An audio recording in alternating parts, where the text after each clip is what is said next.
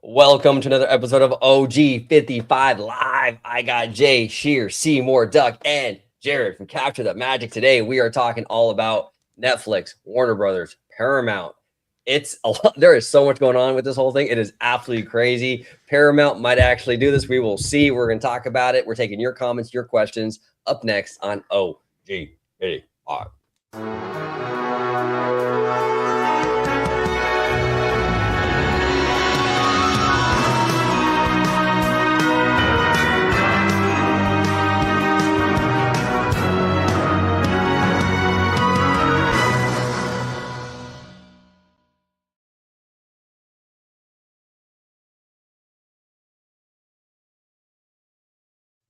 Welcome aboard, everybody, to another episode of OG 55 Live. Today, we are focusing on that Warner Brothers, Netflix, Paramount situation. A lot has been changing. We're going to talk about. We're going to break it down. Before we do, I got the one and only Mr. Capture the Magic himself. Jared is in the house. How you doing, Jared? Always good to see you, brother.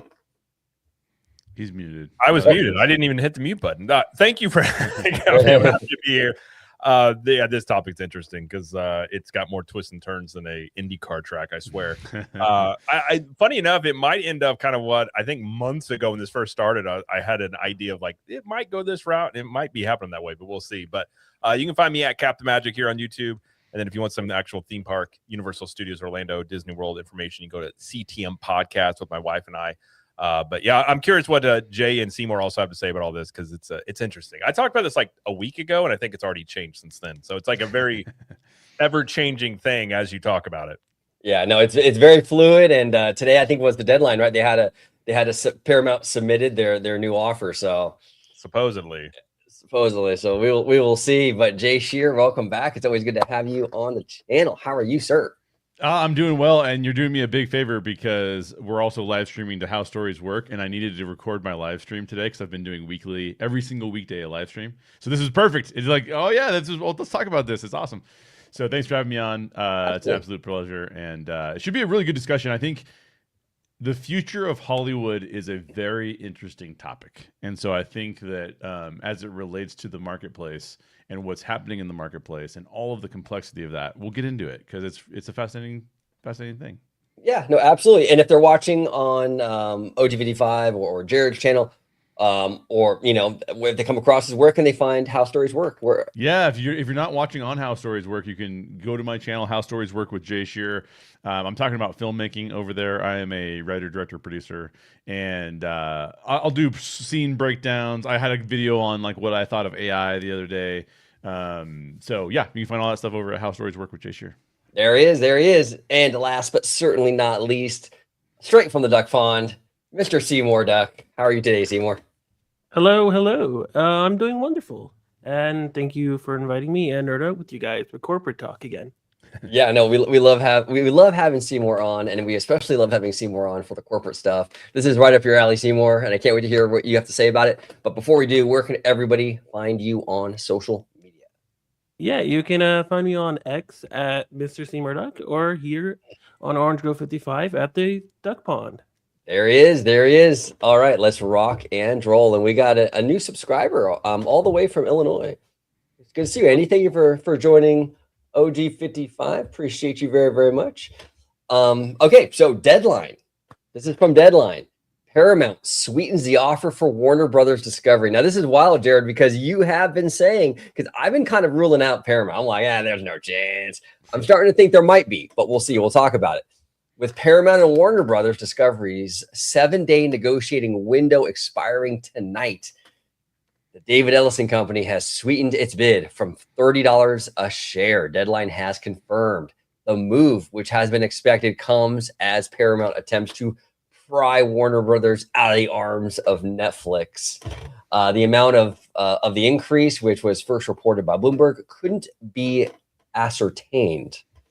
The move was anticipated after Warner rebuffed a stream of unsolicited offers from Paramount that all stuck to the $30 while making concessions around the edges. Warner Brothers has had ongoing concerns about financing guarantees in what would be the biggest buyout in history. That's a part of the current conversations. I'll go down the road. Jared, thoughts on this? What do you think? So I had said the whole time, I think the Netflix deal with Warner Brothers is going to have a hard time going through regulatory things, given with HBO Max, they would own over 30% of the streaming market. And their argument was, and still is, that YouTube's there. So since YouTube has the bigger share, then it wouldn't impact it as much. But I've always felt YouTube and these premium streamers are very different in terms of how you would classify them. So I think the way this is shaping up, I kind of thought that was going to be the case. And I think really what you saw when Sarandos went in front of, I think it was Congress, and he got grilled pretty hard. And then you start hearing more stuff about some of these regulators talking. I get the impression, it seems what I was hearing, Charles Gasparino has been a pretty decent follow on this from the New York Post. And he was saying that they were hearing that there was a lot of, not panic, but Warner Brothers was basically like, essentially, I'm assuming there's back channel communication on all this stuff, but basically saying like, you're going to have a really hard time with this Netflix deal. There's actually a regulator that even said, Warner Brothers, it was like when it first went through, and they said Warner Brothers has a better shot at collecting that $4.8 billion breakup than they do to get this deal approved. So I think this for Paramount, because they're going to have an easier road to get it approved. And if this goes, I've heard anywhere from $31 to $33 per share is where they might take this. I do think that puts it in a territory where Netflix may not be able to match it. Also, given their stock price has gone down ever since this whole thing has started. So I do actually kind of feel like Warner Brothers is going to end up taking this from Paramount and running with it. That's kind of where I'm sitting with this. Interesting, Mr. Duck. What are your thoughts? Because you and I, Seymour, we were on the same page for a while about looking like Netflix. Has your mind changed on that, or do you feel like Netflix still has it? Not at all. I'm on the opposite end of the spectrum. I actually still think Netflix is still in the running to get it, and I think Netflix will have to get Warner Brothers in order to survive in the Hollywood if they wanted to grow. The one aspect that I didn't like about Netflix is that they didn't have the movie studios. They didn't have the IPs. And if they buy Warner Brothers, they have that. And I believe also that if they buy Warner Brothers, there'll be less of a layoff compared to if Paramount buys Warner Brothers. And I think that's one of the things people are forgetting. And I think also the fact that Paramount has to buy, in their offer, also includes the linear. And if you include the linear services, right, Paramount is actually just slightly under Netflix in viewership in the US in total TV viewership. If we look at streaming, yes, it's Netflix higher up there under YouTube. But if you look at the top three, it's YouTube, Disney, Netflix, and then Paramount right under it. And, you know, they let Disney buy Fox. And nobody ever said that was a monopoly. They let T-Mobile buy Sprint. You know, there's a lot of things that happen within the government. They allowed it for all of these to happen. And for me, I think it's a lot of it has to do with noise. You know, it reminds me of what happened with Google. Google had antitrust. They were looking at breaking it up. The stock went down significantly, just like Netflix is right now. And then all of that just gone away. And now the stock is up 100% since that ever happened with the antitrust, with breaking up with YouTube, Chrome. And I feel like this is what's happening here with Netflix. There's a lot of noise. And I feel like the noise is, you know, scrambling what's going to actually happen. And I still believe that Netflix is still going to go. And I think for transparency's sake and for a lot of the jobs, actually, I think shareholders for Netflix and Warner Brothers and the people who are working at Warner Brothers, because they don't have a lot of the jobs that are the same, because Netflix is just a streaming service, you save that a lot of jobs, where if Paramount buys, there's going to be that massive layoffs. And I don't like that in the industry. That's fair. That's fair, Seymour. We talked about that, where you're not wrong on that, because there's a lot more redundancies with a Warner Brothers and a Paramount, right? They are essentially the same kind of entity. They're both studios, where Netflix is a streamer, so you're going to have less overlap. So that is a huge concern. The layoff thing is 100%. And the linear one is the one that I'm a bit concerned as well, because when Disney bought Fox, they had to sell a lot of their linear networks, right? They had to sell Fox News, Fox Business, Fox Sports, all the Fox channels, right? Because they didn't want it to become a monopoly. But Paramount's case, they're already buying the things from linear that are already equal to what Paramount already has. That doesn't that also make them a monopoly? That's the question that a lot of people are not, asking. Like we think of Netflix a monopoly because it will beef up their streaming service, but Paramount will also become a monopoly if you think about it. They will control CNN and also CBS and all the other networks. Yeah, Netflix does not have any of that, right? And they're not even buying that; they're getting that spun out. right. No, that's true. That is true. Valid point. Both of you gentlemen make great points. Jay Shear, what's your take on this? So I feel like I fall on less of a side than Jared or Seymour. And the reason for that is because I think several things are weird. Okay. I think this deal hinges upon how the linear assets are valued. Because if I'm a shareholder of WB, I realize that I'm actually making two deals, right? I'm making a deal for the streaming, and I'm also making a deal for the linear. Now, that's not necessarily if I go with Netflix, I got to find another buyer for linear. I don't have a buyer for linear yet. If I go with Paramount, I get a buyer for both. So the big question is, what are the linear services valued at? And right now, Paramount's offer was very low for the linear services. I think it was around $1 per share or something like that for the linear. And WB was saying like we value it at like $3. So like this doesn't work for us, right? It doesn't add up. I listened to Ted Sarandos on the Town with Matt Bellany. Fantastic podcast. If you guys are interested in the Town at all and like the news about the Town, go listen to that podcast with Matt Bellany. He's awesome. And he interviewed Ted Sarandos on that show. Ted does a really good job. He's one of these executives that can talk his way out of a paper bag, dude. The guy is really good at talking. He's really good because Matt Bellany is kind of an antagonist when he interviews people. He's like, hey, buddy, bam, slam you with like a hard question. He did a really good job interviewing Ted Sarandos. The one thing I did not understand, and if someone could explain this to me, because Ted could not explain it to me in a way that I understood it, is why they even opened up this 7-day window, why Netflix even allowed them to open up this 7-day window to take to consider another offer. It was a little strange. It in his explanation, he was like, we're so confident in our offer that we want them to get confident in whatever they put on the table. To me, that is not the reason you would do that. That doesn't make any sense to me at all. That's a BS reason for doing it. But Ted is a really smart guy. So, and Cliff Flick says it's a Netflix off ramp, and I think that he may be right with that. To be honest with you, to say I think there is something to that. I think there's something to that as well. So I'm a little less confident, but I mean Seymour brings up some excellent points. I think the question and Ted Sarandos's pitch on the Town is a pretty good one for why it's better to have Netflix buy it than Paramount buy it. And Seymour got into a lot of those reasons and rationales, right? Like we tend to think of it as like, as consumers, what's the best for us? But that's not who's making the decision at Warner Brothers. The people who are making the decision at Warner Brothers is like, what kind of money can I expect from the stock price and the returns that I'm going to get? And so I think that there's a very good argument to be made, and Seymour has made it in fact, he's actually changed my mind a little bit about it, and listening to the Town and listening to Ted has changed my mind a little bit about it too. I think there's actually a compelling argument to be made that Netflix is the better buyer for the industry at large.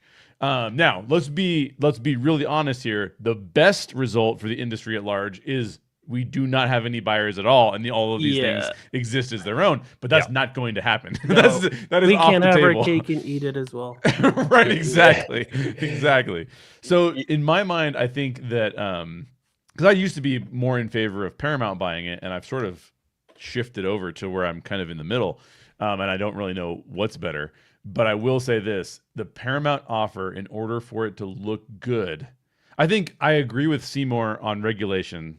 I think either way, it's really muddy either way in the regulatory department, because in a country where you're anti oligopoly, I think you would say neither of these deals work. The companies are too big. But like as we've already pointed out, and Seymour's pointed out, they approved Google. Google's way too big. That's ridiculous. But like they approved it, they're letting it go. So I think that for me, I think there are some really good reasons for Netflix to buy it for the industry at large. I think it's going to hurt movie theaters long term, but Michael Eisner even said movie theaters might go out of business in the next 20 years, or it's at least a very different business model. So I don't know, man. I think that it's all going to come down to, will the WB shareholders view Paramount's offer as being better for linear than they're going to get from somewhere else? And that's what it's all going to come down to, in my opinion, because I think the regulatory environment is there's too much chaos. I don't think they're going to try and like regulate their way out of this, in my opinion. Now you brought the regulators and regulators. Remember that? Warren G, come on. Warren G. But the regulators are a big part of this, and without diving too far into the political waters, because that can get kind of dicey sometimes, like with YouTube and all that stuff. But like, I mean, what do you guys' take on this in terms of like, because I think Warner Brothers, I think Paramount was already approved for, they've already been approved by the DOJ, right? I believe that's already been, like, they said they were going to approve it if they're the ones. They've indicated that there will be an easier road for Paramount. They haven't approved it per se, but they have indicated that there's an easier road there. Who said that at the DOJ though? There was two or three sources. I don't think it was named specifically to a person, but it was like people with knowledge of the matter. It said, it's, you know what I mean? How they kind of go about that. The only reason I asked the question is because I think the Trump rhetoric muddies the issue a lot, right? When we say like, oh, Ellison is a Trump, like a MAGA guy, and we as soon as we get into that kind of thing, I think that takes us out of the practical and puts us in the political. And I'm not saying the political doesn't have a role in what we're talking about, but I think that the practical tends to win over the political when it comes down to the legalities of things. Because otherwise you open up yourself to lawsuits, and nobody wants that. Well, and I think so. Just to be clear, my stand, I'm with you. I think either Warner Brothers needs to stay in business, or the best road of action to me would be auctioning off these various IPs to all these different studios. I think that'd be much more fair. I'm just simply talking what I feel like this will go. And the reason is, I think the reason Netflix has a harder road to go with this, most of these times when you have these mergers like Disney and Fox, Disney had to give up the regional sports aspect of it because that was going to be too monopolistic. So usually there's things you give up. The biggest issue you have with Netflix getting them is the streaming market, which is basically that's all Netflix operates in currently. So currently Netflix is 20 to 21% of share. WB with HBO Max is 12 to 13%. Paramount sitting at 7 to 8. So Netflix gets WB, they're in the mid 30% on this. Whereas if Paramount gets it, they're still not going to be as big, or they'll be close to Netflix, but it's probably still not as big as Netflix. But the thing is, I think Paramount has more concessions they can give when it comes to those linear TV assets. They can negotiate. They have more room to negotiate with this stuff. And if Netflix's biggest sticking point is the streaming and how big that makes them, I don't see how they can make any adjustments to that if that's the worry with this. And then just what they've said from the get-go, and even, again, some of these reports out there saying that Zaslav, he got what he wanted out of this, which is a bidding war. Undoubtedly. He is the genius in all of this, because he knew he wanted to get into a bidding war. He's totally fine with, hey, $3 more a share, sure. If Netflix matches it, whatever. But if they are getting the indication from the regulators that they're not going to get this approved at Netflix, this is where you can have all the reasons, the logic in the world, but if that's what's happening here, I think, if you break it down from the standpoint of what Paramount could give up to make them happy on certain things and what Netflix can't give up, to me, that's kind of where this sits. So, Jared, do you think, and then I'll go to Seymour, do you think there's at all a possibility that like Netflix would be willing to maybe spin HBO Max off or something? Or maybe they can offer, like, remember how Hulu was owned by like 7 different people or 7 different entities, right? It was Comcast, Disney, I think even Fox had it, right? Yes, Fox Fox had it, and then Disney gained the majority because they acquired Fox, and now they own the whole thing. But do you think there's at all a chance that Netflix would be willing to maybe do something like that, where it's like, okay, maybe they'll be like, they'll be like maybe part owner of HBO Max, or sort of like to alleviate that monopoly, the market share concerns? Or do you feel like that's the prize for them? Like they want that? I mean, I feel like Netflix wants it. I guess it would depend on how creative they want to get. I mean, they could come up with something of maybe a Hulu style thing. I don't think they would involve Paramount in that, but I mean, they could get pretty creative with this, and it might get muddy waters with like where they would control the IPs, but HBO Max would be separate. Like they'd have to work all that stuff out. So I'll never say never. That would be interesting. Like if they wrapped in Paramount into this and they had some sort of profit split, and then there's a lot of ways you could go with it, I'm sure. But I don't know. And I also think too, with some of the rhetoric you're hearing on Capitol Hill from some of the politicians, you have them. Some of them on both sides of the aisle are even against. They're kind of against the whole thing, which I would agree with. I just think that Netflix, out of both of them, I think both of them have their monopolistic issues with this. I just think Paramount's is less, and Netflix is going to be viewed much more political for some of the people that have on their board and some of the deals they've made. And I think that may be something that could end up getting this to where it may not happen. Again, it could, but just where it sits now, I wouldn't be shocked if some of these regulators are already kind of indicating like this isn't going to go through. What are your thoughts on that, Seymour, in terms of like what could Netflix do? I mean, with the streaming stuff to sort of alleviate those monopoly concerns, to kind of mitigate that. What could they do with HBO Max, or do you feel like they wouldn't want to do anything with it because they want the whole thing? I actually think they wouldn't want to do anything with it, spinning it off, because I think the majority of Netflix users have Warner Brothers. They have HBO Max. I think that there's a small group, subset group, that doesn't have Netflix, but you're already the top tier streaming service. There's going to be a lot of overlap with users coming in. You're not going to gain a lot of the streaming users in there. It's more about the content, the back catalog, and the movie in the studios coming in more than anything. And there were rumors, I don't know if it's happening, but rumors that they would consider HBO Max to be their premium add-on, kind of like what Disney was trying to do with Disney Plus and Hulu, but then that didn't work out. So now they're merging the two platforms together as one.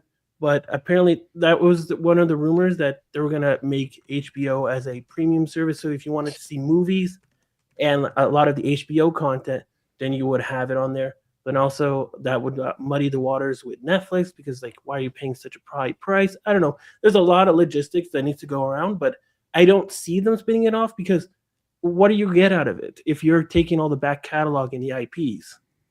You're just going to get the user base? There's not much value to that for someone if you were to spin it off to someone else, right? I just don't see it. I just see no reason for that. Okay, interesting. Now, Jay, I want to ask you on the creative side, like, I mean, what do you think? I mean, the Ellisons haven't really owned Paramount for very long, so we don't really have that much. I don't know. Do we have that much even like to reference in regards to how well they might manage Warner Brothers, or if they were to get it? Netflix, we kind of know. Like Netflix has a track record. Yeah, Paramount did turn down a good Ninja Turtle movie idea that I was not happy about. I will say that much.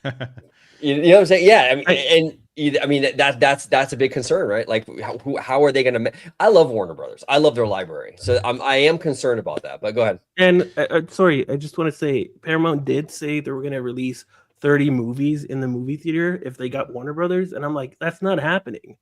And that's one issue, that if Paramount did buy Warner Brothers, that you're having one company who's already a movie studio and their business adding another movie studio. You're going to add more movies to the movie where their movies are currently not doing well as it is, and the industry is dying. Where Netflix, that would just extend their revenue and their margins.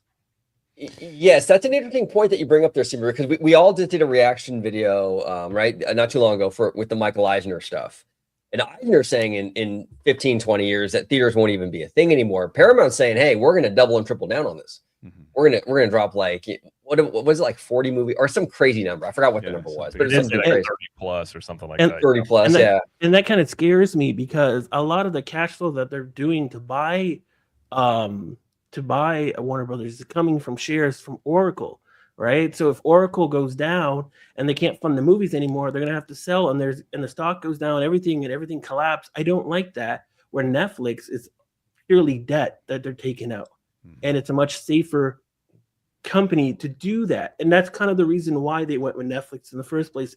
And Warner Brothers has stated this multiple times, is that because they can provide the cash flows to pay down debt, whereas Paramount, they don't have that current cash flow. You're gonna have to buy Warner Brothers, and you're using shares. You know what happened with X, right?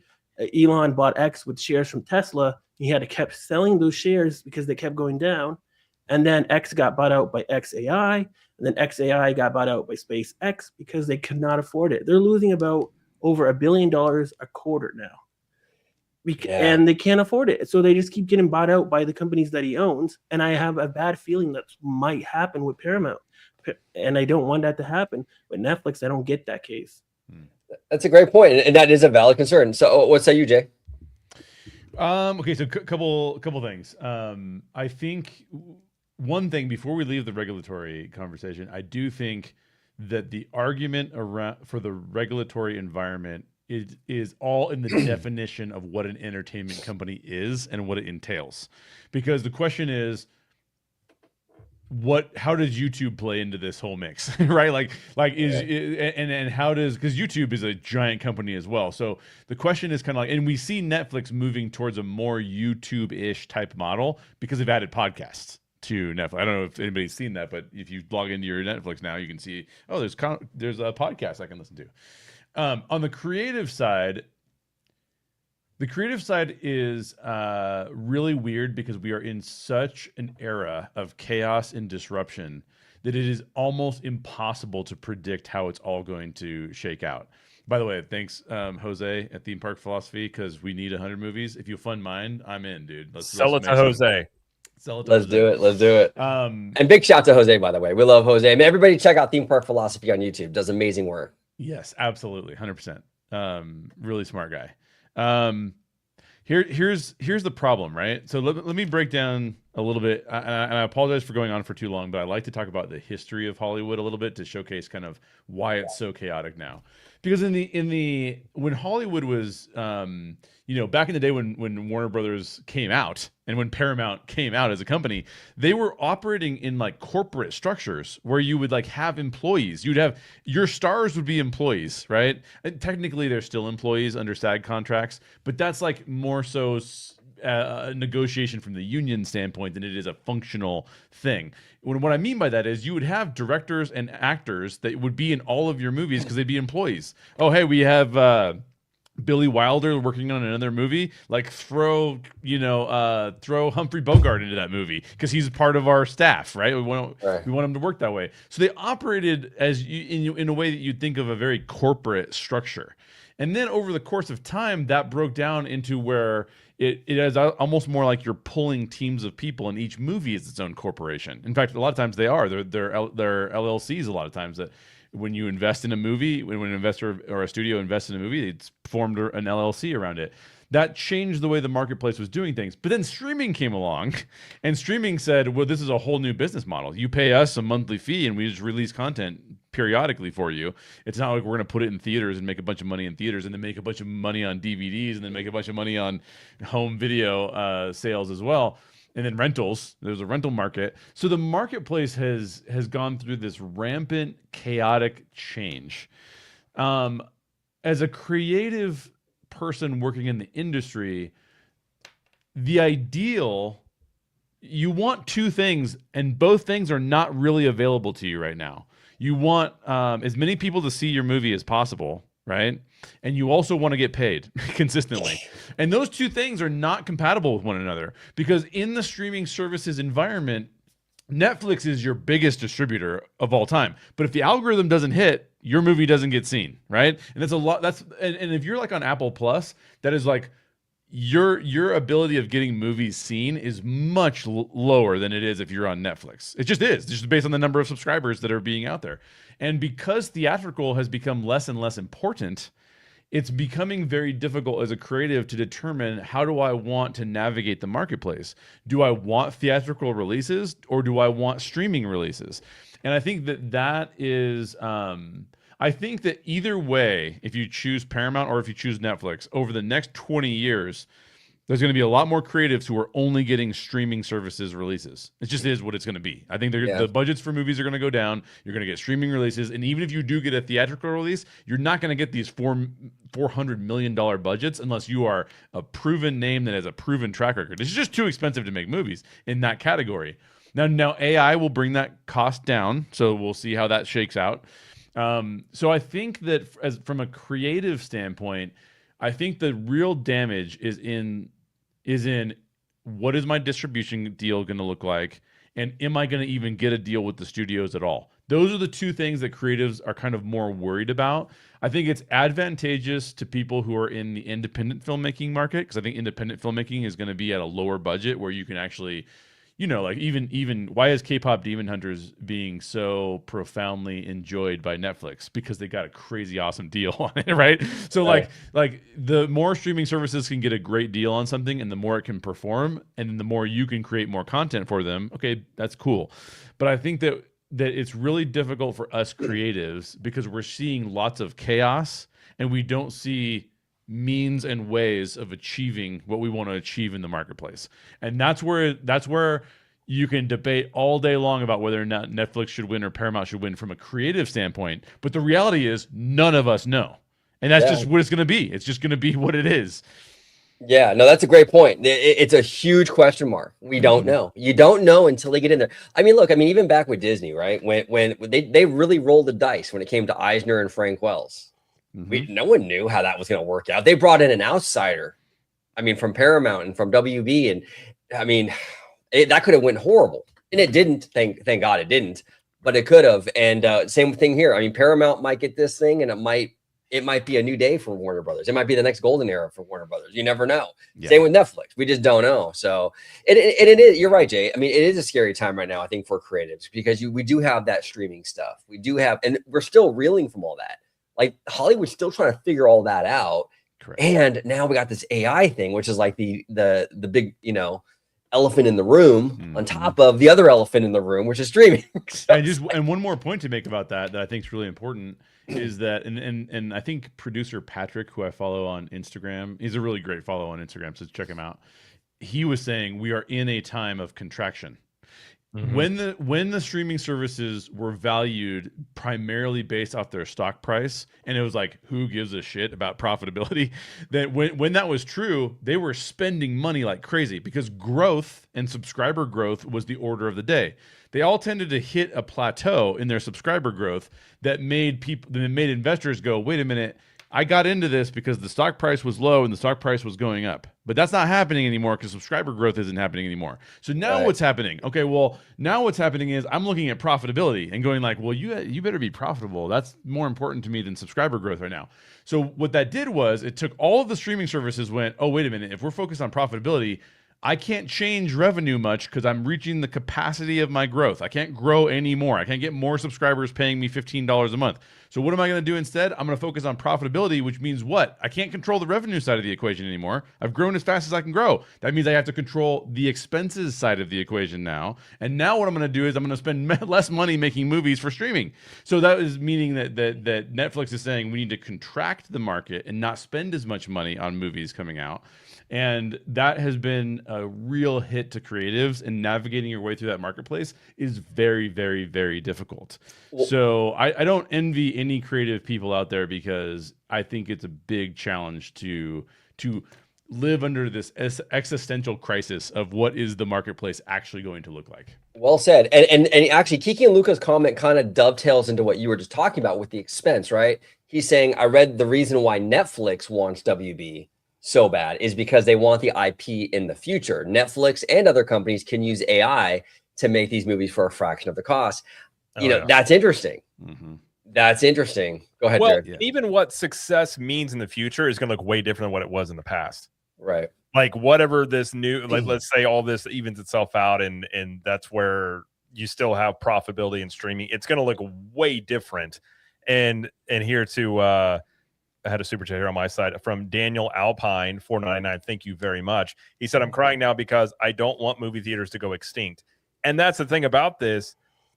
I don't know if they'll ever go extinct, but it's going to look much different in 10, 20 years. And there's a lot, like Jay was saying, there's so much uncertainty with this that this is why AI is going to play a role in all of this. And you could probably say the same thing for Paramount, is they want to eventually have these IPs they use and then holding them, because I think there's still questions about the audience's acceptance of AI and how much that's going to be used, whether that's it will be used on certain things that you're not going to see on the screen, but how much AI is going to be accepted on screen, I think, is something that a lot of these studios just don't know. And I think they're hoping that they can use it because it's cheaper, it's quicker, and they don't have to pay actors as much, like all these things. But that may be where the economies of scale go, is implementing AI, because there's not as much profitability. Like, you can't keep spending. What did Disney spend on Andor for 2 seasons? Like $800 million? Yeah, like, there's no way you're going to ever. Yeah. Like, how many subscribers are you going to get out of that? And then you also, Netflix and all of them have the issue. There's only so many subscribers you can get. Like, there's a cap on that. For most, as of right now, how many people are out there that just don't know about streaming or just waiting to sign up? Like, most people have a streaming service they already use. So you're already capped on how many people are in that audience. So then you got to get creative. And really, the only way you're going to make more money is by bringing costs down. And AI is going to play a huge role in that. So it's like a multi-level, like Jay was saying, from a creative standpoint, it's all muddy water. Mhm. Like, and it's not only muddy water, it's foggy, and you have no clue where you're going. Exactly. And you got one, and you got alligators don't get you. Yeah. you got one headlight out on top of that. It's like it's a mess. And you know? it's even difficult to attach yourself to anything in particular. Like, Yeah. is this role going to be the same role in 5 years? Like, I don't even know how to develop my skill set to be. Now I do, because I'm like very novice, right? So I'm going like, I need to learn how to direct things.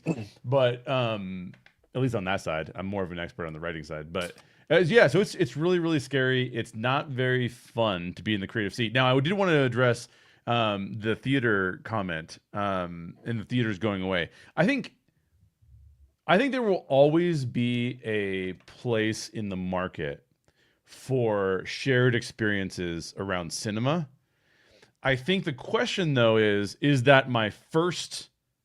And in fact, you could make an argument that today it's not the first entree into the market, because streaming is already taking it over as like the thing I go to on a Friday night, as opposed to going to a theater. But the question is, how much of a market share does it hold? That's the question. So radio still exists, right? Yes. It's not like radio just like died and there's no such thing as radio anymore. Radio still exists. It's just that what we're seeing in the marketplace is we're seeing more opportunity for people to watch things in different places. And when we see that, it just creates a lot of disruption to the revenue models. And then people have to go like, what are these revenue models? And by the way, to the point, I 100% agree on the point that's been made in the comments, that I think Netflix is primarily buying this for the IP. You listen to Ted Sarandos, and he talks about diversifying the business model and doing more theatrical releases. I think that what he's saying is like, yeah, we'll always pay homage to the theaters, right? Like, but if in a streaming first environment, think about it this way: what if theaters become this blew up on streaming? Do you want to see it in the theaters too? That's what it could become, right? Like, it's a reversal of what we have today. So I don't think theaters are going to go away. I just think the importance of theaters is going to diminish over the course of time. Yeah, and that's the thing too. That's really like. Oh, go ahead, Jerk. Less and less of them an event based to go to the theaters. 100%. Yes. Well said. No, 100%. It'll be more like almost like how they do like Broadway stuff, you know, or it's a big event, right? Yeah. Where this is the one thing though with society in general that sort of is maybe because like, you know, we're all a little bit older, but like it's kind of depressing. I don't want to live in a world where like nobody interacts with each other. Like even these driverless things, like we got all over California now, these Waymos and stuff. It's like, I don't know. Like for me, I want to be in a car with like a driver. If I'm in an Uber or taxi, I want to have like human interaction. You know, we see all these malls across the country going out of business. It's like, yeah, you can Amazon everything and have it delivered and all that. I mean, that's fine. And there is something to be said, and there is value in convenience. But I don't want everything to be that, you know? And I'm not even a huge movie theater guy, but I think that experience, though, does or should have a place in our society. It's important to have that communal thing, right? I ahead, Joe. agree. I think what'll happen, what if movie theaters want to survive, what they're going to have to do, and I think it's pretty simple, is they're going to have to lower their prices. They're going to have to get more competitive on running deals and sales. Like that's the way to get people to come in more. Like the prices in which they're at right now, you're just going to continually have less and less people willing to take chances on movies. And if the barrier to entry creatively and also for the consumer is lower, filmmakers can take shots on different things. Audiences are willing to be like, you know what, I'll spend $5 on a ticket to go see. I never heard of Jay Shear. Let's go check out this new movie that he's got. Versus if it's $15, you're like, I don't know about that. If I got 4 people, I'm going to be spending almost $100 for this. Like, I think the cost has got to come down if movie theaters want to survive, and like that means being more creative and having more. I mean, Alamo, I don't think it's doing great financially, but they had an interesting thing about old movies they premiere, like Back to the Future nights, like doing more things out of the box, because their issue is going to be reliant solely on Hollywood. And I think as this continues to decentralize, you're going to get a lot of indie filmmakers with AI and other things that you could see pop into theaters that aren't from big studios. And so I think this continues, like Hollywood itself could continually contract due to more competition, but there is a scenario where these movie theaters do survive that just looks different, and you have a lot more independence. Look at the YouTube guy that made a movie a couple weeks ago. Stuff like that, I think you're going to see a lot more of. And I think audiences, if they already have a built-in audience, they kind of want to support that anyways. And I think a lot of people are looking for something fresh and new, taking chances. And Hollywood, as they continue to condense, they're also getting more risk averse, and they're not willing to take chances like they used to. Yeah, no, that's a great point. And then that feeds into them wanting to do AI, and the whole thing's connected. It's crazy. But we got a super chat from the one and only Marty. Marty with a $10 super chat. Thank you so much, Marty. Appreciate you, sir. There we go. Yes, let's go. Fantastic chat, boys. Appreciate you, Marty. Thank you so much. And we got Mr. Kiki and Luca here. Says AMC theaters attendance drops 10%. Quarterly revenues fall. Headline from Variety by Brent Langplus. I mean, I saw that too. That's not good. Go ahead, Seymour. I was just gonna say, unfortunately, AMC is not doing well. They have been diluting shareholders quarter after quarter just to survive, just to get more money in the bank. And then they did a share offering called APE. And then after that share offering, they had to take the shares and then dilute shareholders again. They did it some weird way, but just to get cash. I don't, unfortunately, see them surviving anytime in the future unless change happens. And one of the changes I do think that should happen, more studios should own movie theaters, where revenue is not independent of like sharing costs through the theater themselves, because the studio already owns it. And that those theaters will be able to survive more. That's a great point. They can do now. They just changed regulation on that back in like 20, I think, where studios they used to be able to be prohibited from owning theaters. Now they can. Yeah, they did back in the day, way back in the day, and in the early days of film, they owned the theaters, and then they got. I think it was actually Paramount they ruled against it because they said it was. I forget the whole reason they even implemented the rule, but yeah, it was. I think Paramount was a big thing of it, but yeah, which I'm kind of surprised. I mean, like Seymour was saying, AMC. I wouldn't be shocked if, let's say, Netflix doesn't get Warner Brothers. I could totally see them buying a movie theater chain. Yeah. Or something like in innovating that experience, like those Tesla cafes you've talked about, OG. Like you could really get inventive, new blood into the industry in that way. Well, it's like crazy. Oh, go ahead, Seymour. Oh, I was just gonna say, and like those Netflix houses that Netflix has been like testing out in other areas. Mm-hmm. That's true. Disney has had the El Capitan for years. Now, I don't know how Disney got around that rule where the studios couldn't buy theaters, because they've had. I mean, I was a kid going to the El Cap, and it's always been owned by Disney, or it has been for a long, long time. I saw The Lion King there. That's to give an idea how long this thing has been owned by Disney. But the reason why I bring the El Cap up is because that's actually an interesting kind of model going forward. It's that whole experience is sort of like ahead of its time in a lot of ways, because you could have a Warner Brothers own, say, a movie theater franchise, right? And they can do similar things like that, where have like these like events where if you have like a DC movie and have like almost like a DC stage show before the movie and things like that, kind of similar to what El Cap does with their Disney movies, right? And to your point, Jared, I think that's the kind of stuff they're going to have to do to get people in those theaters, because the convenience thing, man, it's really hard to work around that. We've seen so many industries. Retail right now is dying on the vine because of the convenience. It's so much easier to order on Amazon than to go to your mall. You know what I'm saying? So Well, they have to really be creative now. Go ahead. You could even see where, let's say, use your Warner Brothers example. They buy a theater chain, and then if you're subscribed to HBO Max, you get one free movie theater ticket per month. And then you go in there and they figure, well, you go in there, you're going to buy some popcorn. And also, I think movie theater owners would likely sell, because they're probably, if I'm a movie theater owner, I'm trying to, how do I get out of this?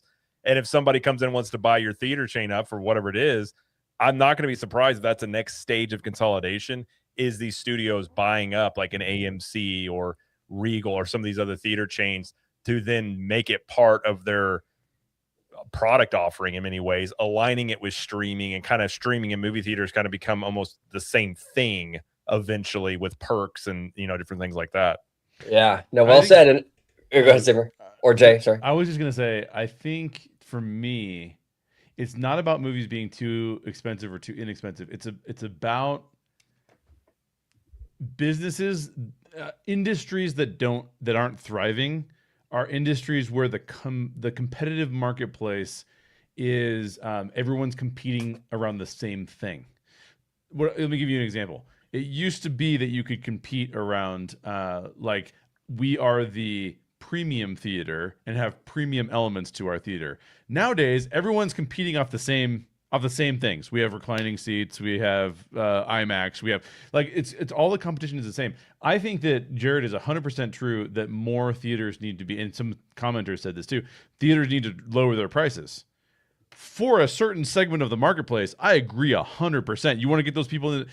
I don't think people are realizing right now, because GDP, the way that GDP is measured today, we're still claiming we're not in a recession. But the reality is, for the everyday person, we are in a recession and things cost way too much money. So, like, luxury of going to a movie in the theater versus watching one at home that I already pay for is a very, like non-starter choice for me. But I do think you can go with, there are cheaper theaters and then there are premium experience theaters, and those are different things, and the marketplace can become diversified around those things. Better marketplaces that are performing better tend to have diversification and competition, because I'll tell you right now, I don't want to go to a cheaper theater. My biggest problem with going to theaters is the people's behavior when I get there. You pull out your phone in front of me, I'm like, forget it, dude. I'm out. Like, I want a theater to have a person standing there being like, you checked your phone, you get out, right? Like, that's how I feel about movie theaters. I'm very distracted.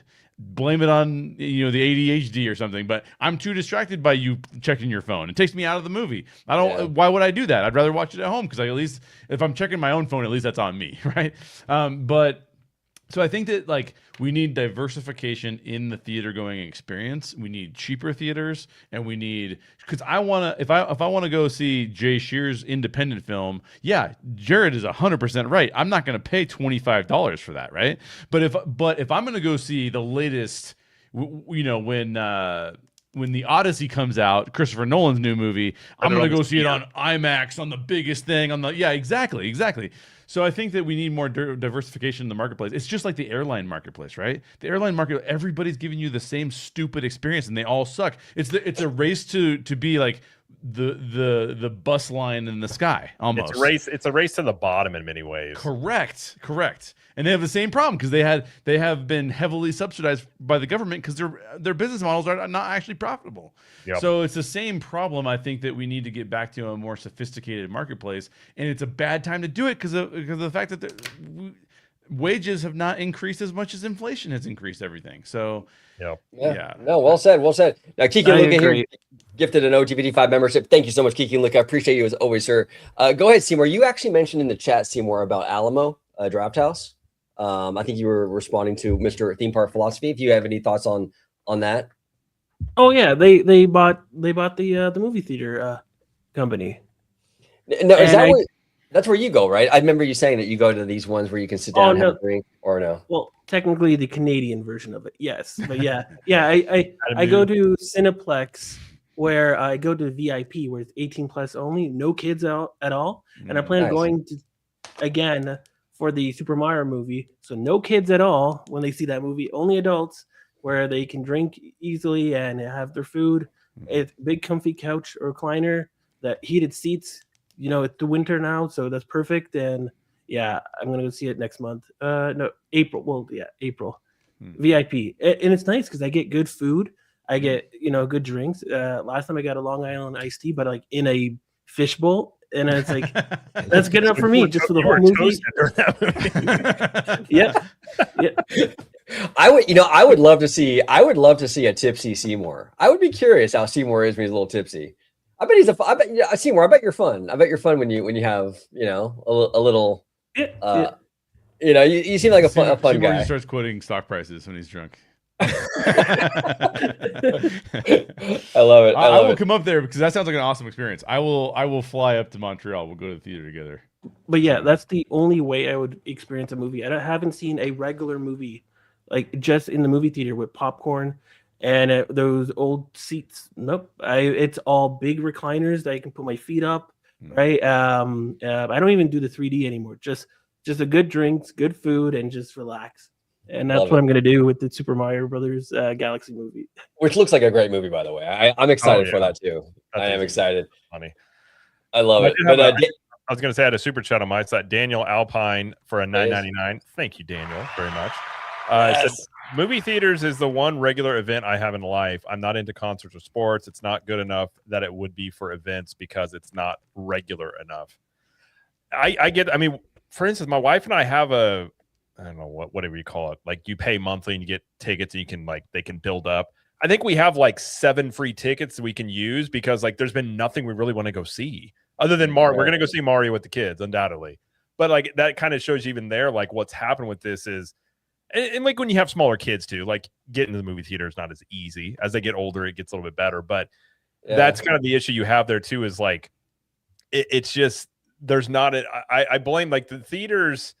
Hollywood has not put out like nothing like you saw like in the 90s. The amount of stuff like people used to just go to the theater and be like, let's just go see a movie. We'll figure out when we get there. People don't do that anymore. And it's a lot more selective, but also the viewing experience at home. My neighbor just got a 100-inch TV for like $600. And the thing is like almost a movie theater size. Like you can get a very good viewing experience at home that back in the day, it was like going to a theater was like, oh my gosh, look at that screen. And now it's like, it's cool. Like obviously IMAXs are better and things like that. But the discrepancy between home viewing and movie theater viewing has this continued to shrink as time has gone on as well. Yeah. And then you don't also have like, there's only certain kinds of movies where that theatrical experience really makes a difference, right? Like for example, anything Avatar is going to be incredible in the theater, right? Right. I mean, that franchise was made for the theaters. But do I really need to watch the rom-com on a giant screen? Like, do I really need to watch the detective drama and things like that? So there's a lot of those kind of movies where it's like, those are going to really be the streamer stuff, Jared brings up a really, really good point about how the movie theater industry has changed drastically too. Like for example, if I log in to see a movie on opening weekend and there's not a good seat available, bro, I'm not going. Right? Yeah. Like I'll just pick a different day. Like it didn't used to be that way. When we were kids, you would walk up to the theater and if you knew that like, these were the fun times. If you knew that like Return of the King was coming out and you knew that everybody's going to be there, you'd line up 3 hours in advance, bro. You had a 6-hour day. That was fun. Yeah. Oh yeah. 100%. You had a 6-hour day planned ahead of you because you knew the movie was 3 hours and you're showing up early so you didn't get a bad seat. I think what's happened what's changed from movie theaters that really sucks is this pre-purchased idea. And that's one of the reasons why it's premium now almost always. Because you used to go to the theater and it would be like, here are the 5 movies that are playing. Only 2 of them interest me and there's no good seats left. So I'll still buy a seat in the front row because I don't want to go home. I already drove down here. Right? Like, so it's just changed the whole nature of like convenience has changed what going to a theater even means anymore. Yeah, no, it has. Convenience has really changed the game on so many fronts. It really, really has. Ryan Turner here says entertainment has skyrocketed. Movies are competing with sports, concerts, theme parks for those dollars. It's easier for consumers to cut the theater experience because of the streaming option. Exactly. And especially if you have kids. I mean, Jared, you know, like Oh, to yeah. go see a movie like an animated movie in the theater. I mean, if you have 2 kids and then you got the parents, I mean, you're spending $100 just to walk in the door. And then if they see the popcorn bucket, they're going to want that. Like, you know, it's just now I will say some of these theaters have these kid times where they're a little bit cheaper and the kids can be kind of like, it's not the best movie theater experience, but don't bring kids. Like, you know, it's like, okay, you don't have to worry about your kids being so loud. Like our kids are at the age now where they'll sit through a movie now and stuff. But yeah, I mean, I think if it's theaters have a very interesting problem on their hands. And even speaking to Daniel again for another 5. Thank you, Daniel, very much. Appreciate that. So I don't think building a personal theater in my house because I'll be trapped in my house and it will never replace the real thing. That is true. But as like, imagine where all these are going to be in like 5 to 10 years. Like that. Like I walk into Costco and you see these screens sometimes. I'm like, it looks like a window into a portal. I'm like, what in the world? Like this stuff's just going to get better as time goes along. Yeah. And I think that it's just you are going to have the movie theater experience change. And it's never going to go back to how it was. Like, it's not, I mean, I remember that as a kid. I remember going to Spider-Man 2. We got there like 4 hours early on a Thursday night preview. People are dressed up, like you're talking to people. It was a really cool, like you were saying, OG, like a social thing. You go hang out with people. Yeah, I made friends at those things. GameStop and like Halo dropped. I remember going to that at midnight. Like, that was a communal experience that movie theaters just don't have anymore. So they're going to have to change it, and it may not look the same. But I think I wouldn't be surprised if somebody gets into the movie theater industry that really changes it up, brings a different perspective to it. Because right now it's kind of rearranging chairs on the Titanic in many ways. Like popcorn buckets have helped them, but popcorn buckets are not going to save you as a movie theater chain by just having these buckets come out. And also, Cliff has a good point too about people just don't love the Hollywood culture anymore. Also, I think that is part of it too. Oh, that's huge. That's huge. I want to come back to that actually. Rudio here says even the concert going experience has been hit hard by inflation. Oh god, it can easily become a $1,200 experience, and your experience can be from the nosebleeds with someone screaming in your ear while filming. Exactly, Rudio.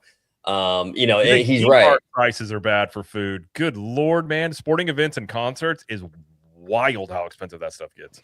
Absolutely. Rudio, by the way, big shout to Rudio. He's a friend of mine, and he's my fellow K-pop fan. We're always texting back and forth, talking K-pop and stuff. So big shout to Rudio. Love Rudio. There is an interesting scenario based on what Jared was saying that I think is kind of fascinating, and we can get into the Hollywood culture aspect of things. Sure. We are seeing, and we were talking about this in our group chat, but we are seeing a redefinition of how globalism works, and we're seeing a contraction of globalism, right? And we were talking about in our chat, I think you brought it up, Jared, but I totally agree.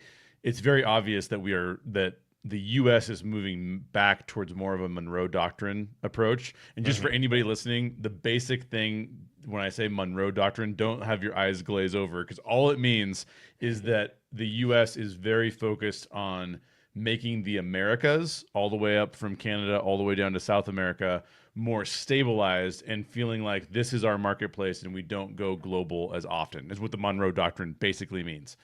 And I think that that's interesting, because the question is, will we get the cheap TVs? It's highly possible. Most cheap TVs, the reason why we have such a high quality of TV at a low price is because of the Asian marketplace building TVs the way that they build, primarily China. So it is interesting to think, like, okay, what if TVs actually go way up in price relative to the theater experience cost? It may change the way we see things, because if we can't replace the manufacturing of TVs in another location, probably South America or Central America, then we could be seeing TV prices go skyrocket, and then all of us are going, oh, if we didn't get one, or if our TV goes kaput and we have to go somewhere else, like, yeah, it's entirely possible that we would see a rise in theater going from that. Yeah, that's a great point. Cliffix here says people just don't love Hollywood culture anymore, and then he goes on to continue that who was the Tom Cruise, the Harrison Ford, the Arnold Schwarzenegger, the Sylvester Stallone of today? They are fading away, and this is the thing too. And I think like YouTube creators, I think Twitch streamers, they've sort of ruined the celebrity. like the Social traditional media for sure did that. right? Because you can go on to, like what's that one guy's name? iSpeed, I think his name is, right? Oh, yeah. All the young people love him. I Show Speed, Mhm. Kai Right. Cenat. Exactly, Seymour, and you can interact with them, and they interact with their audience, and it's much more of a, what I'm saying, engaging experience where none of us are gonna be able to talk to Harrison Ford ever.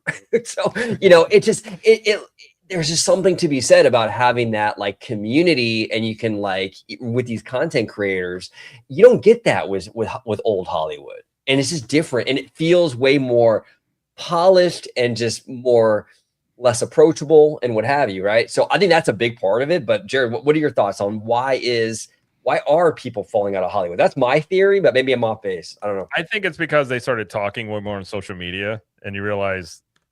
My opinion is, I think a lot of people going back how the Romans viewed actors, which is just kind of dummies that like they're not supposed to be viewed as these like elite people in the world like you look up to. I think it was the Romans. They kind of an interesting philosophy. They kind of looked down on actors like in that way. I think it used to be a thing if you had like if Arnold Schwarzenegger went on Jay Leno, you were like, oh, I want to check out Arnold.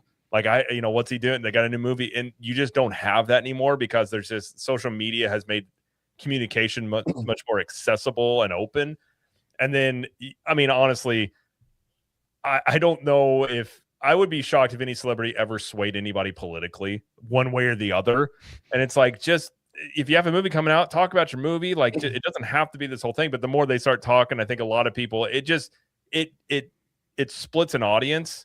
And I think that is part of what's happened with Hollywood and the theater. And then you couple that with the quality of movies and stuff that we're getting is not what it used to be. In terms of like, look in the 90s, like I think like any given year in the 90s, you probably had like 10 bangers come out that probably would be like all-time classics. Yeah. I don't know if you had 10 in the last 10 years, you probably have, but you just don't have the same quality that you used to. And I think as time has gone on and people are just sort of tired of it and they just want to escape. And I think in a lot of ways people are unable to escape anymore, whether that's movies or sports or whatever. People just want an off-ramp of life sometimes. Like, I just want to have fun for 2 hours without somebody telling me that I need to, care about this thing or that thing. And so far, I don't know, maybe Hollywood is starting to get that message, but I think that's part of it as well, is people just want escapism that they're not. I mean, this is why I think theme parks have gotten more popular, because you can actually go to a theme park and just go into a land and have some fun. Like, you don't have anybody in there really trying to preach to you or sway you one way or the other. Well, great points. And Mr. Seymour, what are your thoughts on this? Why do you think this Hollywood culture, because it does seem like people have kind of fallen out of love with it. It's not the same, but why? Well, I mean, I know you follow a lot of VTubers and social media people. So it's all about the deep connections. And in Japanese culture, the idolization of a person, as a job is normalized there. And you start to see that with a lot of VTubers, YouTubers, streamers, where you create this deep connection where you can interact with them every day when they stream. You can donate to them if you need to see them thrive when they stream, right, as their career, and that gives them a deeper feeling, a deep connection, compared to a celebrity nowadays where they don't even acknowledge you, right? For the example, the movie that Markiplier came out with, right? There's a lot of people who are deep connected with them. They're probably not even knowing what the movie's like. The movie, they're not a big fan of the genre, but they're willing to go see the movie to support him. They're willing to spend their hard-earned dollars to support him because they have that deep connection. They're fond of him. They think of him as a celebrity nowadays compared to what we had before with Hollywood. Yeah, no, absolutely. And John here is checking on me. I am getting over a cold, so you can probably hear it in my voice still a little bit. Yeah, I'm getting better. But yeah, I've been on NyQuil, and plus I spent the whole day at Disneyland yesterday, which probably wasn't great for me. But I am getting over it. I am over it, but I'm still, it's the residual tiredness and all that stuff. But I appreciate John checking on me, but I'll survive. I know I'm sending him the Jared protocol. Don't worry. Exactly, the vitamin D. Absolutely. But I'm sick really. I'm just kind of like coming down from it all and just kind of recouping. So, but I appreciate you, John. Thank you. Go ahead, Seymour. Sorry for interrupting. I was just gonna say I did see that you highlighted Team Park Philosophy's comment about the Chinese company. Oh yeah. Yeah, the company TCL, they bought a 51% ownership at Sony's TV division. So they're gonna create a new venture and create more premium brands using the Sony's Bravia division. So I don't know how that's going to turn out, but it's unfortunate because now that means another company is taking control. Consolidation is happening. Yeah, it is. I think it's a little unfortunate because I almost bought a TCL and I almost bought a 98-inch TCL because the price was so low. I've never owned a big screen TV before, so this is like the first one I was going to buy. I was trying to buy a 98-inch TV. It would not fit in my basement. They couldn't get it down the stairs and fit it into my basement. So I instead got the Sony Bravia 7, which I knew was a gorgeous TV. And I got a used one, an open box one I had to go rent a U-Haul and drive all the way to Denver, which is pretty far from me. Pick it up, drive back, take the U-Haul back. It was ridiculous. But I will say the Bravia is one of the best TVs in the marketplace in terms of like the movie going experience, because it's not, I wouldn't say the TCL brand can compete really well on the sports side, but on the movie side, when you're trying to get a lot of clarity into the movie going experience, it's a fantastic TV. So I'm really interested in that partnership and I hope they don't screw it up because the Sony Bravias are so cool. Absolutely. Absolutely. And Disney Diva Gem here. Thank you so much, Gem. Appreciate you as always. I love the movie experience, but there are so many great options with the streaming services now, with the movies and shows. You can get great movies at home and you already paid for it. It's a great point. It's that convenience factor, Absolutely. Absolutely. And Ryan Turner, do you guys have an opinion why Disney Plus or other streamers don't put movies for rent on the platform after the theater and before it's free on a streamer? What say you, Jared? I think one of the things that's hurt Hollywood is you no longer have a secondary market really with like Blu-rays and things. I think that has been something, and that's where you got a lot of sleeper hits. Like Austin Powers was one that didn't do great in the theaters, that had a really good secondary run. And I think rentals, like that is something I'm surprised they haven't toyed with more, because if you did extend that out a bit, I think you could get more theater more run of your movies and things. But at the same time, I think even if you delayed it a year, there's enough people now to be like, I'll just wait, because look at how many things are out there now. Like from shows, like, and there's some, by the way, as movie quality has not been as good, the show quality on some of these streamers is fantastic. Like Paramount Plus is not as big like as the other ones, but they got some really good shows on there. Mobland was on there. Like Netflix has had some great shows. So there's enough content out there now where I think just people are just conditioned into it now. They just know it's going to come, even if it's 9 months later. They'll just be like, "Oh wait," unless it's like Doomsday, like those types of movies where people will go to the theaters to see that. That'll probably make $2 billion or something like that. But those are going to be like every 5 years you get one of those type of movies, maybe. Right. I just think where the audiences are and where the market is and the consumer practices, you wouldn't get all the streamers either to hop onto that. Like even if Disney decided to do that, doesn't mean that Sony, these other ones, would do it. And so they would probably just be hurting themselves in many ways, probably is the way they would look at that. Well said, well said. And Theme Park Philosophy here says Sony's video processing is the best in the game. 100%, Jay. I've heard there that. It is. It's excellent. There it is. Yeah. And Ruyo here says, I generally think all of Pauly Shore's 90s run was heavily popular due to home video. That's a great point, actually. 100%. There was a lot of like cult classic movies too that like got sequels because of like home video and things like that. Like I think that's just one of those things where they don't have that anymore. Like rentals will be there, but it's not the same thing as it used to be. How they used to operate that. Yep. I think, is that your super chat or mine? I can't tell on my end. Let me. that is mine. Okay, that's Daniel. Yeah, what's up, Daniel? Thank you again, Daniel, for the 5. He says, "I guess I'm cursed to live a boring life. I won't have any reason to leave my house other than work. Movie theaters filled that need. I hate life. Don't give up on it just yet. It's okay. Listen, don't black pill. I always tell people, don't black pill. There's always good things. Theaters." I don't agree with Eisner when he said the movie theaters will be obsolete in 20 years. I think it'll look different. you probably won't have as many of them, but I don't ever think movie theaters will completely go away. Like they'll be there. Yeah. Like the Sphere, but it may look at the Sphere. Like you may have some wild stuff these places do to really like the Sphere has been an interesting thing of like, could you see that where they actually do they show movies in there? Yeah, they've showed edited movies. Okay. So they showed like Wizard of Oz, but it's edited down to like 45 minutes, 50 minutes, something like that. Gotcha. And then what's that one thing? There's that one where it's like a giant screen where you're like the sports venue where like you're almost there. And they showed a movie there and it had a bunch of like extra stuff to like add to the scenery. Like I think you could get really inventive in ways that some of these people like these theater chains could start trying to get crowds to come back in with technology, and maybe AI helps with that. Like, you know, technology can be the thing that really opens up possibilities in the future. It just depends on, do the theater chains take advantage of it, or does that require like a studio buying it and then they get inventive with like more money or something like that? Well said. James All Day here says, do you think Paramount would put John Lasseter in charge of the Looney Tunes for movies? I mean, he's the animation guy over there at Paramount, so he probably that would probably fall under his purview. That would be interesting because honestly, John Lasseter hasn't really had a cultural hit since he's been out of Pixar. He really hasn't.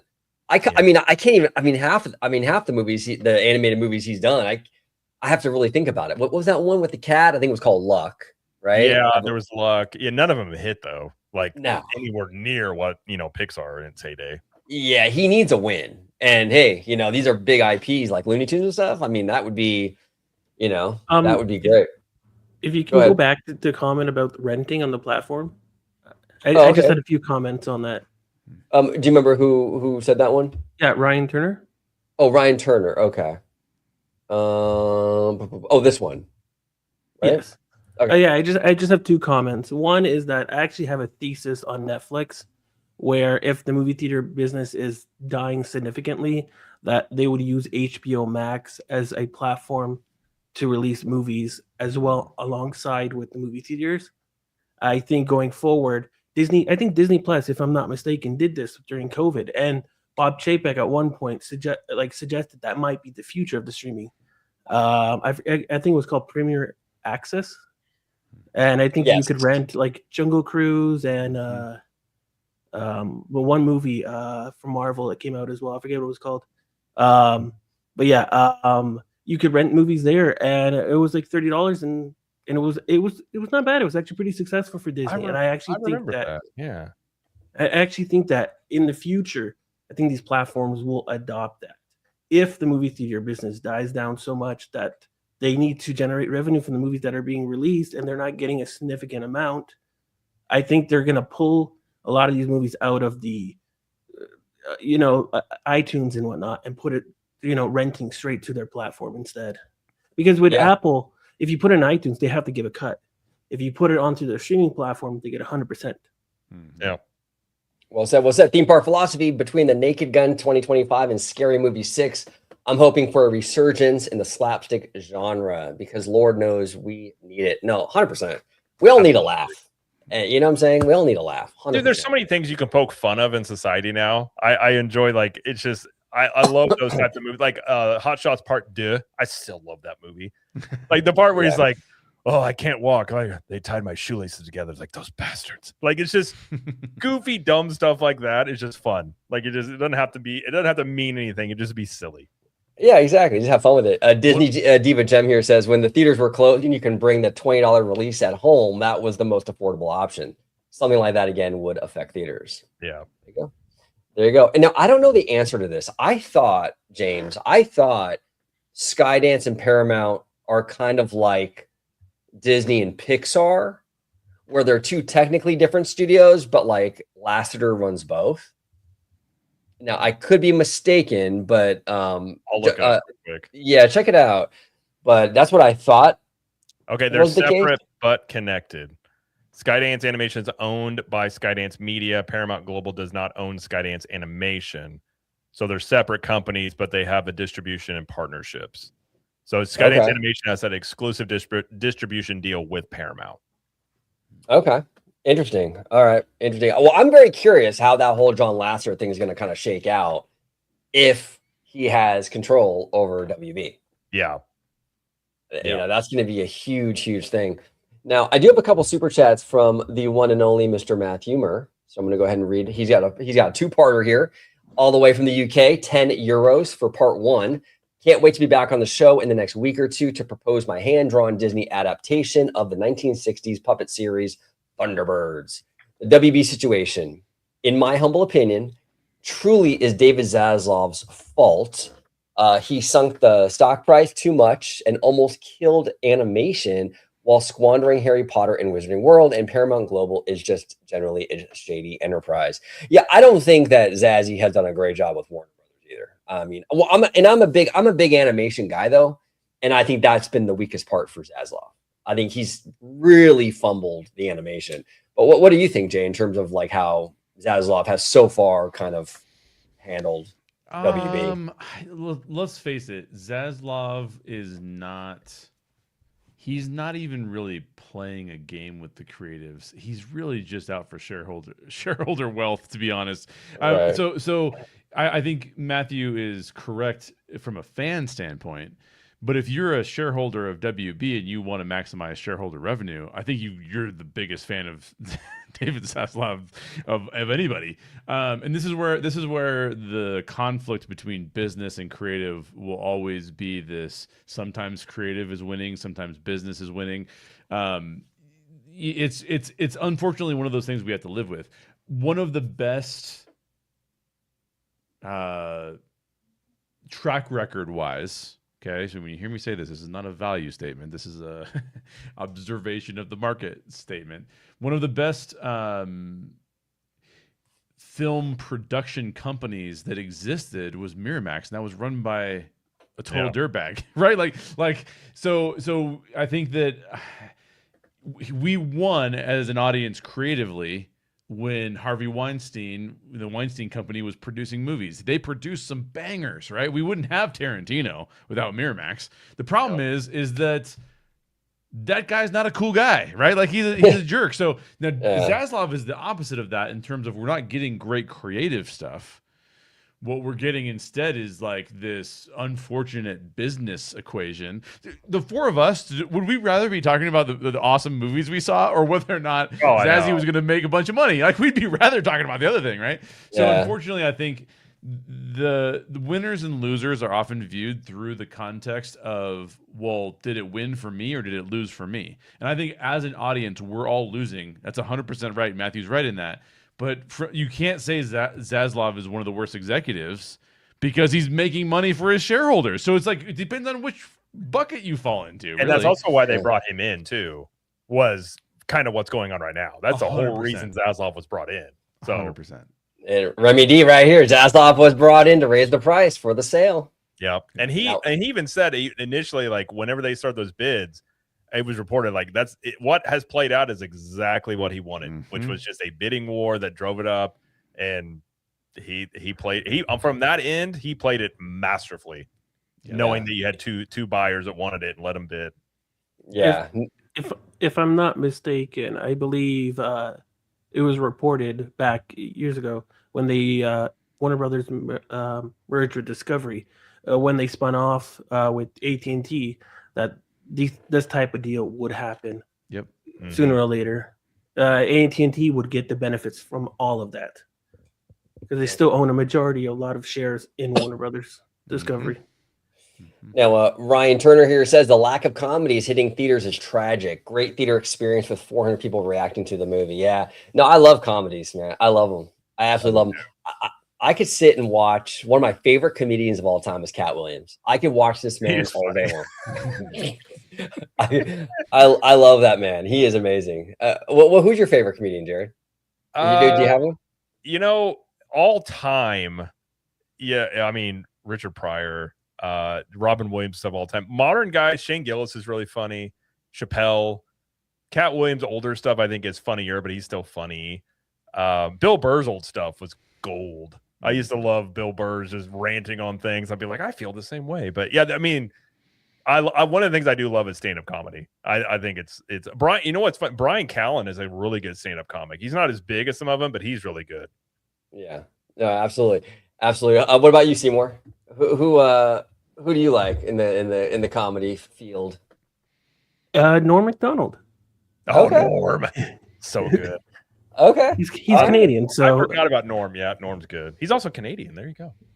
Absolutely, fellow Canadian, right, Seymour? What about you, Jay? I'm a fan of Nate Bargatze. I'm a big Yeah. fan of Shane Gillis. Those two guys are hilarious. I'm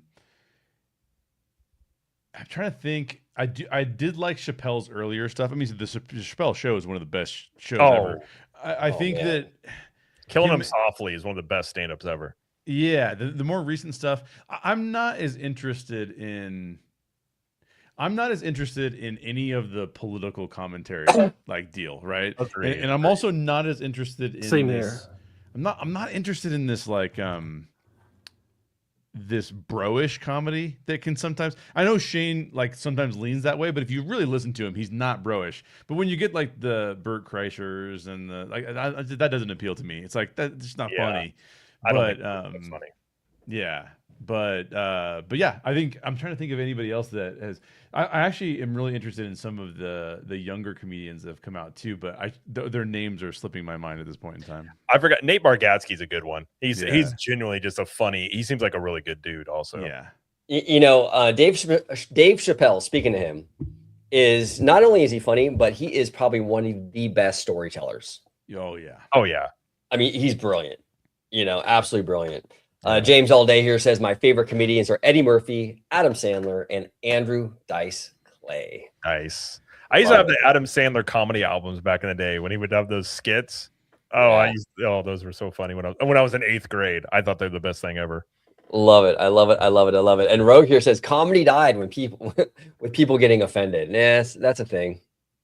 That's a thing. yeah. I'm offended by that comment, by the way, Rogue. Go ahead, Seymour. No, it just reminds me of I think it was at the Oscars and the slap. Was it? Oh yeah, Yeah. yeah. Absolutely. Yeah, no, it Chris is Rock's another one. Chris Rock's older stuff especially is really good.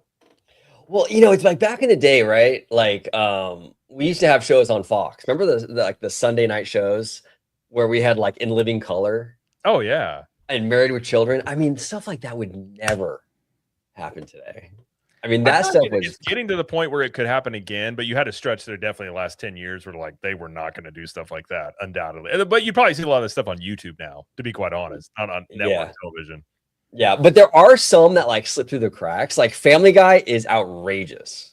Dude, old Family Guy was so good. I used to love old Family Guy.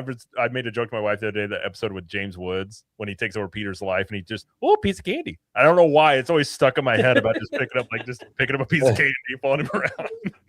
I love it. I love it. There's always Sunny and Curb Your Enthusiasm. Oh, Sonny. oh, Curb Your Enthusiasm was one of my. Favorite I never shows watched of all Curb Your time. Enthusiasm, but I've seen bits of it. But Oh, Larry it's David is so fun. funny. And Natasha here says COVID ruined everything, including comedy. Hey, she's probably not wrong. I don't think we've ever fully recovered from COVID, to be honest think with it's you, as a more- society. I do think you're right about that, but I also think one of the things that's ruined comedy is that, and this has ruined or ruined or improved lots of things, but it's actually the way that social media works. Yeah. Because it didn't used to be that a comedy special would come out and you'd hear your aunt's opinion on it, right? But now your aunt's on Facebook being like, "Oh, I'm so offended by this," whatever.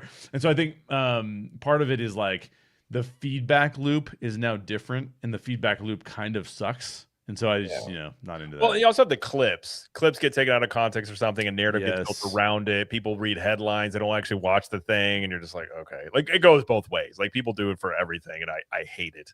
Well, even the Rogue Attraction mentioned Matt Rife, and there's this issue in stand-up comedy right now where it's like you don't want your bits to get out onto the internet, so you do crowd work all the time so that you can share those things and get more people at your shows because you were funny doing the crowd work. And to me, it's like, well, that is a little bit of a death of the actual storytelling, joke building, delivery. You know what I mean? Like now I have to interact. Now you have to interact with the crowd. Like, so I think that all that stuff, it's just a changing marketplace, right? And so, Jared's kids, when they grow up, they're going to be like, that's what we like. We like it when people are goofing off in front with other people. To me, I'm like, just shut up, dude. Listen, I don't want to hear what you have to say. I want him to do the jokes or her to do the jokes. So it's just a different changing of societal rules. Kill Tony's another one. It's got some good moments. It's kind of you get all those guys on the same stage. It's actually pretty funny. I've watched a little bit of that. It has some pretty good moments. You know, James Alday says Seth MacFarlane. Yeah, he is a smart dude. I mean, Family Guy is one of my favorite shows of all time. I never really got into the other stuff though, like American Dad. American Dad was okay. Yeah, it was Family Guy in a different way. But yeah, Family Guy, like the early Family Guy stuff was definitely like his best stuff. Yeah. Now, Seymour, you've always been more of a Simpsons guy, right? Yeah, but a Family Guy it's more funny for me as a comedy show, right? Yeah. But I do like The Simpsons. Yes, it's one of my favorite IPs of all time. Love it. I love it. This won't come as a shock. I still love Family Guy when Stewie's on roids and beat up Brian for money. Where's my money? Where's my money, man? Oh my gosh. And well, the great thing about Family Guy too is that it doesn't mind having like long pauses and making you feel uncomfortable, right? Like, oh yeah, it doesn't make any sense. Yeah. Right. Like the bits go on for way longer than they should. No. Yeah. And it makes it even funnier. Like that one where like he was trying to Peter was trying to get like the dead frog out the window, and he had like the shoebox and he's trying to lift it and it kept dropping. And that bit went on for like 7 or 8 minutes. Yeah. You know, and it was so funny. It was like because it went on forever. Funny, then it gets funny again. Like it's just willing to take that risk of like putting that in the middle of the show. Yeah. Absolutely. And Cassandra here says Mad TV. Yeah, that was a good show too. It had its moments. It had its moments. Isn't it crazy that none of us ever bring up Saturday Night Live anymore? Yeah, bro, that show in the early goings of that show, hilarious. And then as soon as they got too politically correct and like network controlled, it's not the same, man. Yeah, no, you're right. Yeah, I wonder how long that show's gonna last. You think it has a future, Jay, or you think it's some borrowed time? I don't know, because even that marketplace has changed, right? Like, when's the last time anyone sat down to watch Saturday Night Live? I've watched clips on YouTube. That's how most people view it now, probably. Yeah, that's how most people view it now. And so I can just tell you right off the bat that there's some skits that I'm like, this is part of the problem, right? Is that our expectations have changed drastically as an audience, and entertainment is still trying to like catch up to what that means. Because there's what we talked about with movies. Before, I could walk in trying to buy a ticket for like, I'm just going to use 2 movies that didn't come out in the same year, but I could be going to buy a ticket for Avengers Endgame, and they could be like, "Oh, sorry, we sold out. I didn't know because we didn't have an app." And then I go, "Oh, I guess I'll see Anora." Well, I loved Anora. I thought Anora was fabulous, but the only reason I saw Anora is because it won an Oscar. I would have not seen Anora otherwise, probably, right? And so like our expectation versus our reality is so different. If I see a thumbnail on YouTube and see a description of the skit, I go, "I'm not interested in that particular skit," and so I skip it. But that might have been the funniest skit in the show that I would have been like, I'm watching the whole show because I don't know. I don't have clips available to me. I can't just select whatever I want. So our expectations have changed dramatically in terms of what we expect to happen when we go see a thing. And that's just rough, man. I don't know. I don't know how to solve that problem. That's an existential problem that I think about all the time. Yeah, no. And yeah, the late night TV stuff. I mean, CBS is completely getting out of that game. They're not even going to replace Colbert. They're done. Yeah. Yeah. They've tried other models. One. Yeah. They've tried other models. Like they've tried, trying to go just to YouTube, and it's just none of the models really work that well. So I don't know what's going to happen. If they brought back Craig Ferguson, he was hilarious. I love Craig Ferguson. Yeah. Absolutely. I like to see the success. I do like to see the success of Conan O'Brien, given the marketplace as it is. Like he kind of built his own thing, and that's actually Speaking awesome. of Conan back in the day, man. Conan, gosh, that was some of the like you had to have a certain sense of humor to get it. Yeah, because me and my brother, we would be like the random staring contest when him and Mac. That was like the fun, and like other people to be like, well, "What are you laughing about?" I'm like, you either get it or you don't. But some of that stuff was gold back in the day. Absolutely. Natasha here says people used to get famous from SNL, and now I don't even know who's on there. Exactly. Yeah, I couldn't tell you. I honestly couldn't tell you. When Shane Gillis hosted, they had a couple of good skits, but other than having a guest host that actually brings a different energy on a week-to-week basis, it's really nothing to I probably haven't watched it religiously in like 20 plus years. I'd be my guess. Yeah. And James Alday wants Arsenio back. Arsenio. Give 50 Oh, Cent a man. talk show. I'd watch that. 50 Cent? Just him and his beef Oh. this week. I would watch it. Oh my gosh, that would be hilarious. He's funny. He's actually He is really, a really funny. He is a funny dude. Yeah, when he bought like Jaw Rules, like the Yeah. first like 4 rows of his concert out, so it would be empty. Yep. That was great. And Natasha's comment about social media ruin late night shows because everyone doom scrolls now. And that's I was just thinking that in my head. I was thinking to myself like, I see a lot of comedy. This goes to like why we don't go to comedy, like why they're not releasing comedy in the theaters. I get so much of my comedy that I watch from Reels. Yes. Right, Yeah. like just scrolling through Reels and like sending them to my friends and my wife and being like, "This is so funny," and then we like watch them together, you know. So yeah, it's Well, it's tough. Well, like I'm always sending Jay Churdleys on Instagram. yeah. This Churdleys guy is hilarious, and he's actually really smart with his comedy because he always has there's always like a message to it, but he does it in a really funny, just crazy way. It's always culturally inappropriate in an appropriate way. Yes, Yeah. exactly. Yeah. Exactly. So yeah, great point, Natasha. And yeah, we mentioned In Living Color. That was a great show, legendary show. And then we're gonna get out of here pretty soon. But Rogue here says Ozempic kills humor because fat equals funny. It happened. We need the Look what happened to Jonah Hill and Harley Drake would there. have never gone on Ozempic. He would not have Yeah. done it. Oh, I'm telling you, man. And I've been hearing some bad stuff about that Ozempic lately. Yeah. I would be hesitant. I would put it that way. Yeah, Not a lot yeah, of I would long-term be studies there, and hesitant. some of the not to get super technical, but the how much food sets in your body more has caused some issues. I'll put it that way. This is not medical advice. I'm not a doctor, but I'm pro peptide. By the way, we had some friends come into town and they had not seen Dumb and Dumber, and we were going to one of the filming locations the next day. Part of Dumb and Dumber was filmed in at the Stanley Hotel, which is where Stephen King spent the night and had a nightmare and then wrote The Shining. so it's like that. It's like got a lore to it. And they filmed some of Dumb and Dumber at the Stanley Hotel in Estes Park, Colorado. And so we were like, "You haven't seen Dumb and Dumber? Do we rewatch that movie? It is so funny, bro. Oh, it's great. Like anybody, if you're looking for a good comedy and you haven't watched one in a while, Dumb and Dumber is top tier." Oh, dude, that movie is so hilarious. When like the bikini squad comes in, they're like, we're looking for two oil guys. His mind. It's that way. Yeah. One of the funniest scenes that I had forgotten, and I'm watching it and I realize it's coming up, but he's rehearsing how he's going to tell Lauren Holly's character how much he loves her, and he's tripping over his words, and he's like, I feel like a schoolboy. I'm just in love with you, and I'm so desperately in love with you. And then he tells her, I'm laughing as it leads up to this moment where he blurts it out and he can't get his words right. And he goes, I desperately want to make love to a schoolboy. And she's like, what? And this dude, it is so funny because he's like saying the totally wrong thing. Oh my gosh, it's funny. I highly recommend Dumb and Dumber. Oh, it's a great movie. It's a great Yeah. movie. So I love it. I love it. Cassandra agrees, by the way. She said it's the greatest. Cassandra knows what she's talking about. That's what's Hey, up. what do you guys think about Superbad? Because that was one of my all-time favorites. Hilarious. It was funny. It was funny. Yeah. It's actually, that's one of those movies that does better on a rewatch. There are certain movies where, like, when they came out, I was like, oh, it's kind of funny, I guess. But some movies, when you go back and revisit them, are funny. That one for me was funnier on a rewatch. Step Brothers was that for me. First time I saw it, I was like, and the more I watched it, I was like, this is hilarious.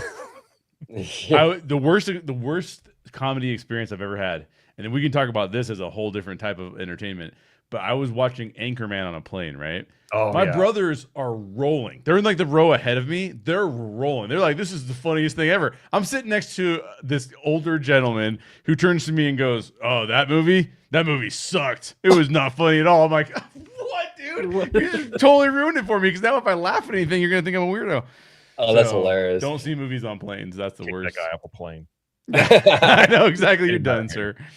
And we got Jose, theme park philosophy. Social media real comedy makes the existentiality of life instantly accessible with almost near duplication of its ridiculousness again and again and again. Yeah. He's making Nah. up words again. I know I he know. is.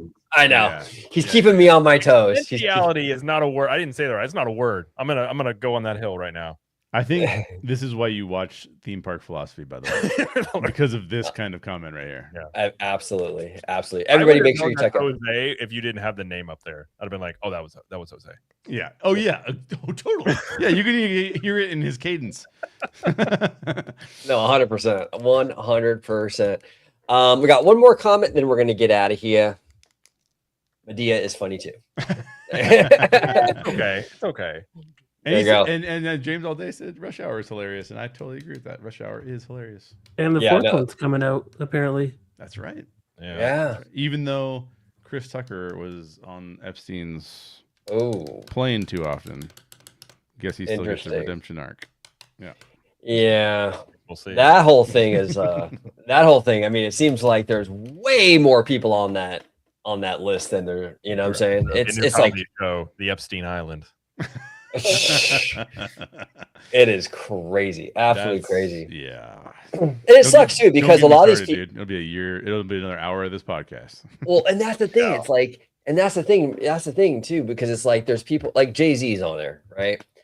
It's like, come on, why Jay-Z? I love your music, man. Like, why? Why are you on there? You know, it's like, Well, always thought Jared, Jay-Z was Jared and I overrated. talk about this in our DMs a lot, but they're also trying to muddy the waters by putting extra people in there and trying to highlight people that maybe don't need to be highlighted, but hey, like let's just muddy the water of who this is all about. So yeah, Yo. no, absolutely. I Absolutely. wasn't there. I can tell you that much. I don't think any of us were there. All right. No, none of we're us. not. We didn't even get an invite, bro. Nope. But we're gonna start our own island just with a bunch of nerds where we can just talk Yeah. about theme parks all day and just hang out and Theme Park Yeah. Island. I'm in. that would be awesome. Absolutely awesome. But I want to thank everybody in chat. We had a lot of people today watching the show. It was really, really cool. Absolutely. We got Rogue Attraction, Disney Diva Gem, Rudio in the house. We had John Make It Rain, Cassandra, Cliffix, everybody, Theme Park Philosophy, everybody, Kiki and Luca. Daniel, Alpine don't was worry, going Daniel. wild. We're bringing the theaters back somehow, Daniel. Don't worry about it. We'll get him. We're gonna get him. We're gonna get him, Daniel. Thank you. And then Matthew Murr, everybody, appreciate you all. Thank you so much. Mr. Capture the Magic, where can everybody find you on social media, sir? Well, thank you for having me. As always, was a really good time. Good discussions. I always enjoy these. And yeah, you can find me at Cap the Magic everywhere. And then if you want some theme park tips and tricks, whatever, at CTM Podcast with my wife and I. And and by the way, I think yet again it proves Jay and I are not the same person. We're That's right. similar, Two but we're not. different people. we're like Absolutely. Paramount and Skydance. We're connected. That's right. And OG is John Lasseter. We just show up. Oh, I don't know. Stop hugging me, OG. What are you doing? I know, right? I know. Yeah. I like it. That's just me, though.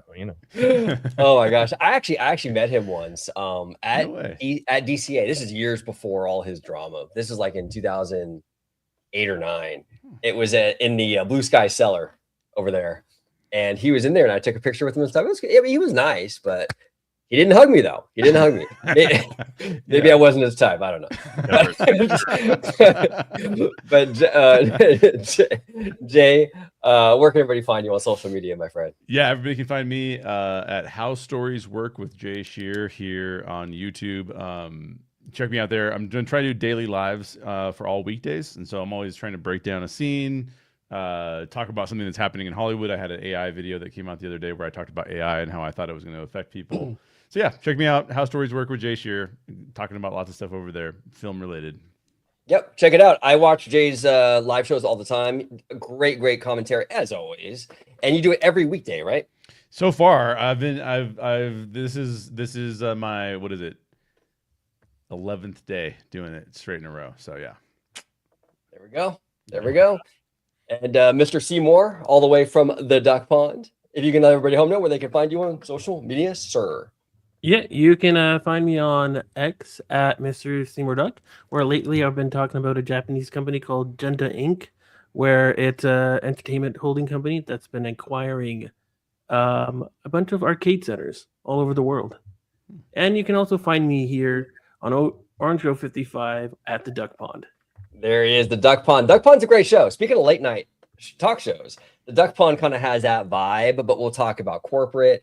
We'll get into like anime, all kinds of crazy stuff. So it's a really, really good show hosted by the one and only Mr. Seymour Duck. So really, really fun show. But everybody at home, well, thank you so much for watching. If you're watching this on the replay, thank you so much. And make sure you subscribe to all these fine gentlemen, their YouTube channels, their social medias. I love these guys. Thank you all so much for watching. And until the next time, see you. Thank you so much for watching OG55. Don't forget to smash that like button, subscribe to the channel, and become a member today. Mwah!